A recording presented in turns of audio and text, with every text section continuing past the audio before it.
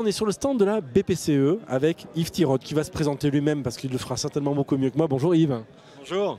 Alors comment on va dire, caractériser Yves Tirode à la BPCE? C'est quoi le titre qui est écrit sur la carte de visite? Je ne sais pas si c'est très intéressant. Moi, je m'occupe du digital de BPCE. BPCE, c'est les banques populaires et les caisses d'épargne. Tout un programme. Ouais, Ça se dit, et tout ça, toutes ces donc BPCE, tu portes tout le digital de ce groupe. Ouais, depuis 6 mois. C'est génial. Du reste. Alors justement, qu'est-ce qui est présenté ici? Quels sont les faits marquants du digital chez BPCE? Tout d'abord, je voudrais peut-être rappeler, parler un peu de Futur en scène. C'est une bonne idée. Allons-y, parlons de Futur en scène. Non, parce qu'en fait, Pourquoi Futur en scène et BPCE? moi, j'ai pas toujours été chez BPCE. J'ai été dans plein d'autres entreprises et j'ai toujours voulu être présent à Futur en scène. Pourquoi? Ah ouais, parce qu'en fait, il y a très peu d'endroits où on puisse voir en même temps des gens aussi différents. On peut voir, il y a des candidats qui viennent spontanément. On peut voir Des candidats start-up, des candidats tout court. des startups, des gens qui veulent, des développeurs qui veulent travailler avec nous, des choses comme ça. Et puis on peut voir aussi des vrais clients, quoi. Et on peut voir des enfants. Et voir des enfants, c'est toujours très intéressant parce que les enfants, eux, ils votent vraiment avec leur instinct. Ils n'ont pas la couche d'appréhension des adultes. Ah ouais, donc ils voient les services tels qu'ils sont. Et là, par exemple, on a un service qui, j'y crois, a pas mal plu ce matin, qui s'appelle Pikaï. Et Pikaï, c'est une tirelire en ligne. Ils ont trouvé ça top. Ça marche comment, Pikaï? Pikaï, c'est les enfants. Les enfants peuvent définir un projet. Et en fait, leurs parents, je sais pas, leurs grands-parents, enfin tous les gens qui sont de leur famille, peuvent contribuer à ce projet. C'est-à-dire qu'on ne donne pas de l'argent pour de l'argent, on donne de l'argent pour un projet.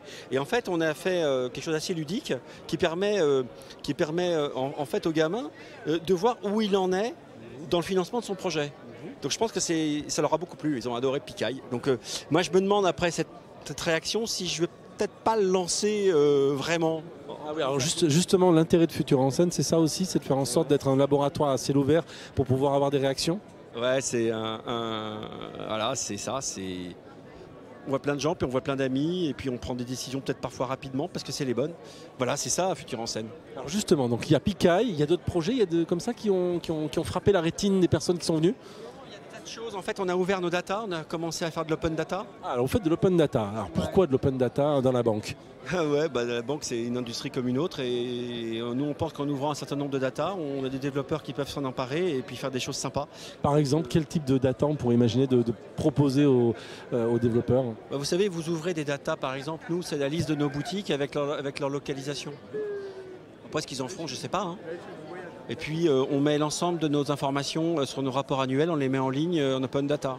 Bon, j'imagine que dans le monde de la banque, on ne peut pas tout mettre en ligne. On ne va pas mettre en ligne du tout les données de nos clients. Là, non. Non, ça c'est non. Non, c'est les données publiques qu'on met en ligne. Après, sur les données de nos clients, elles appartiennent à nos clients et notre boulot, c'est de les sécuriser et de faire que uniquement le client puisse s'y connecter. Alors ici, donc à Futur en scène, donc on le disait, c'est un lieu de rencontre, un lieu de brassage de différents types de personnes. On peut la voir, la tirelire, on en pensait il y a quelques ans. Je vais la chercher, je reviens. Très bien, donc Yves revient. On est sur le stand de BPCE, qui est un vrai laboratoire à ciel ouvert pour eux. Et Yves revient. Yves, c'est le patron du digital chez BPCE. Et il revient avec une magnifique tirelire. Voilà, en attendant, on va attendre gentiment et on va mettre une petite musique d'interlude. Non, on va pas mettre de petite musique d'interlude. C'est juste pour vous rappeler que si vous voulez venir, c'est pendant 3 jours à la Grande de la Villette. N'hésitez pas, vous venez, c'est gratuit. Voilà. Et sinon, il y a le off qui dure 10 jours dans toute l'île de France, avec une dizaine d'événements divers et variés. Entre-temps, Pikaï est revenu. Voilà, ça c'est les inconvénients, pas les inconvénients, mais c'est les péripéties du direct. Autrement dit, Pikaï vient de se retrouver avec les bras arrachés. Mais il n'a pas mal, il ne souffre pas. Non, mais on peut lui remettre. Ah, très bien. Parfait. Pikaï, il y a un petit côté, on aurait pu l'appeler Gizmo aussi, il a un petit côté comme ça. Non, mais simplement. Ça a été créé par les équipes, tout a été fait, ça a été créé directement par les équipes du Lab Innovation des Banques Populaires il y a 2-3 ans et c'est vraiment fait de bout en bout jusqu'à la couture et la création par les équipes du Lab Innovation. Oh, vous avez jusqu'à la couture, ouais, il faudra peut-être faire une petite retouche couture par contre. Alors justement. Voilà, donc sérieusement, Vous savez, c'est aussi, nous typiquement, on est des gens très sérieux, on regarde les projets avec le retour sur investissement, etc. Et puis parfois... Grille de lecture, c'est un peu le tableau Excel, quoi. Non, d'accord. Non, le grille de lecture, c'est répondre aux clients, avant tout. Et là, typiquement, moi, ça m'a pas mal... Quand j'ai vu comment les enfants avaient réagi, je me dis, tiens... Donc ça, l'idée, c'est de se dire, on va donner un projet. Le projet, ça pourrait être quoi? C'est je veux offrir un bouquet de fleurs à ma maman, je veux, je sais pas, je veux m'acheter, j'en sais rien, le prochain, voilà, le Game Boy, une Switch, que sais-je. Et donc, il définit son projet, il le partage avec sa famille. Sa famille a accès depuis ses comptes, depuis son application bancaire, a accès à la cagnotte ou à la tirelire des enfants, peut financer le projet. Il a parlé? Il a un peu bougé. Là, il a fait une petite moue. Ah oui, il fait des petites mots parfois. Et puis, ensemble, l'idée, ça serait de voir comment le gamin, il a un objet de ce type-là. Donc ça, ils ont fait une maquette comme ça, qui est assez sympa, et où il voit vivre sa tirelire, en fait. On peut imaginer avoir plusieurs projets ou il n'y en a qu'un seul par... Il peut avoir autant de projets qu'il veut.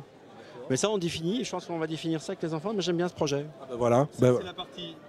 C'est la partie, comment dirais-je, paramétrage. Ouais, c'est la partie projet. Donc les enfants, voilà, ils regardent. Là, la dernière notification, on lui a donné 20 € de la part de papa et maman pour financer la cage. La cage à hamster. Alors, est-ce qu'on peut vraiment mettre des pièces dans Pickaille ou pas? Ça, c'est la truc. Derrière, il a une petite sacoche. Et là, on se pose la question si on ne pourrait pas mettre un peu d'Internet des objets avec un capteur qui fait que quand on met de l'argent, on pourrait... c'est une idée, mais voilà. Voilà, c'est ça. La pièce. Ouais. Ça pourrait incrémenter Oui, là, absolument. Tout. Les gros billets, etc. Et là, on peut remplir justement manuellement en attendant les objets connectés. La cagnotte sac à dos, c'est 45 €. Donc les parents récupèrent l'argent, mais alimentent le compte. La raquette, on est rendu à 100 € sur un objectif de 150. Et quand mamie ou papy vont rajouter 20 €, on va voir. Ça va apparaître ici pour l'enfant et on va voir que... Voilà. Progressivement, on arrive à son budget, donc c'est pédagogique en plus. Voilà, donc voilà. C'est pédagogique, c'est ludique, c'est la preuve qu'on peut avoir une appréhension différente de l'argent, une appréhension différente des services financiers, on va dire, de manière un peu... La banque, ça peut être cool aussi. Ouais, c'est ça, ça peut ne pas porter de cravate par exemple, ou avoir des badges qui changent. Tiens, c'est quoi ce badge? D'ailleurs, il est très sympa, j'aime bien. C'est des badges, alors ça fonctionne sous une petite application Android Wear, mais qui fonctionne. On rentre seulement ces éléments de badge et ça tourne en boucle. Ça tourne en boucle. Simple, mais... Avant de se quitter, est-ce qu'il y a une autre innovation que vous aimeriez bien nous partager avec nous? Dites-nous tout. On a plein de choses. Des pop-ups, ça c'est pour acheter ou vendre un véhicule d'occasion, c'est quelque chose qu'on a lancé. Bon, on lance plein de choses de ce type-là. On fait deux choses en fait. On fait des choses qui sont très industrielles, avec des très gros volumes. Je sais pas moi, on a 9 millions d'applications téléchargées. Vous voyez, on fait des choses comme ça. Et on travaille sur la digitalisation, je sais pas moi, de crédits immobiliers, pouvoir faire des crédits consommation très rapidement. On fait des choses qui sont vraiment au cœur de la banque. Et en même temps, on se dit, on peut aussi essayer des choses nouvelles sur des nouveaux usages. On fait les deux en parallèle. Voilà. Il n'y en a pas un qui écrase l'autre, on fait tout. Et c'est ça qui permet de nourrir l'innovation globale au sein du groupe PPCE. Voilà. Et l'autre point qui est important, c'est que tout ça, nous, on ne veut pas forcément le faire seul. Nous, vous savez, on a une caractéristique, les banques populaires et les caisses d'épargne, c'est qu'on a des banques très locales. Vous travaillez en réseau? On travaille totalement en réseau. Par exemple, ici, c'est BPCE, tout le groupe. Mais c'est fait vraiment avec la Banque Populaire Rive de Paris et avec la Caisse d'épargne Île-de-France. C'est très très important parce qu'eux, ils ont la relation locale avec des entrepreneurs, des PME et puis évidemment, ils les financent. De plus en plus, on a des financeurs on finance des projets digitaux. Par exemple, on a lancé il y a 3 mois de ça un truc qui s'appelle le Startup Pass et on s'engage à ce que pour l'ensemble de nos achats, de tout le groupe, c'est plus de l'ordre de 3 milliards, par an, systématiquement, on consulte des entreprises innovantes de type start-up. Systématiquement. Voilà, c'est ça qu'on fait. Et ça, on utilise tout notre réseau local pour pouvoir le faire. Très bien, merci beaucoup Yves pour toutes ces connaissances, innovations, parce qu'il y a plein de choses qu'on ne savait pas, effectivement, que moi, personnellement, je ne savais pas. Merci vraiment à tous les organisateurs de Futur en Scène. Merci à Stéphane. Continuez parce que vous faites un truc vraiment top. Le message est passé, Stéphane. Tu fais un truc super. Vous pouvez toujours compter sur moi. Je change d'entreprise régulièrement, mais je viens toujours. Merci. Merci à vous, bonne fin de journée et puis les 2 jours qui viennent par la suite.